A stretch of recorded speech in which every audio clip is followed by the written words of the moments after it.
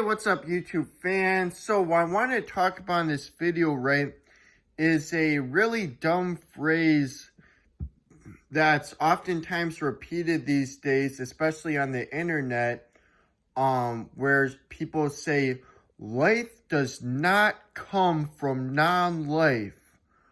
You know, if only I had $1 for every time I saw someone say that. But what's really stupid about this phrase that people constantly repeat is the people who are saying this, they themselves believe that life came from non-life, right? Now, whenever you point that out, they'll say, no, we don't think that life came from non-life because God created life and God is living. But he's not, though.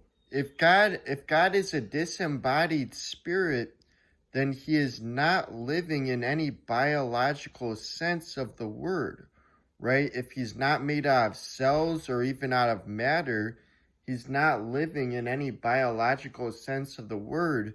You can maybe say that he's living in a spiritual sense of the word, but not in a biological sense of the word, which is the only relevant sense of the word when we're talking about the origin of life, right? The topic of the origin of life, abiogenesis, which is what they're trying to debunk when they say that, is talking about the origin of the first cell, right? So that's biology, right?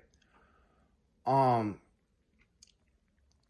they also will always, say this in a very dogmatic, insisting type of way, like life does not come from non-life. And, they don't want to hear it. They don't, case closed. It doesn't happen. They're very insistent about it. And, their justification for, if you ask, why are they being so dogmatic about insisting this? They say like, oh, well, because we've never observed life come from non-life. But this is why that's a dishonest line of argument. What they believe is the origin of life is also something that's never been observed, right? They believe that a spirit, whatever that is, it's an ambiguous thing that, has never been demonstrated to be a real thing.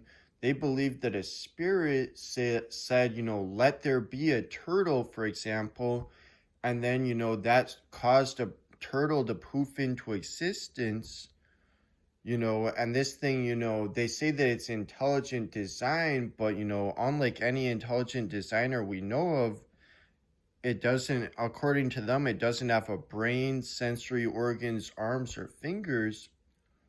So it really amounts to they think what the Bible says that, there was a spirit that said, let there be a turtle, and then a turtle poofs into existence. It's not like that's ever been observed, nor can anyone at all explain how that would be possible. So it's a really dishonest line of argument then when they try and pretend like their reason for, insisting that abiogenesis is impossible, when they try and pretend like their reason is because it's never been observed. That's not the actual reason why you're insisting that. The reason why is because, it threatens your faith, it makes you feel insecure about, that, it's, going against what your faith teaches. That's the only reason why you're dogmatically insisting that it can't be so, right? And, abiogenesis, all that is just life coming about in a non-supernatural way, right? We already know that life came to exist. It does exist, right? And there's never been a supernatural way for it to come to exist that's been demonstrated to be possible any more than any natural way has, right? And yet they will, act like that it's so, crazy of a concept. It's really not, right?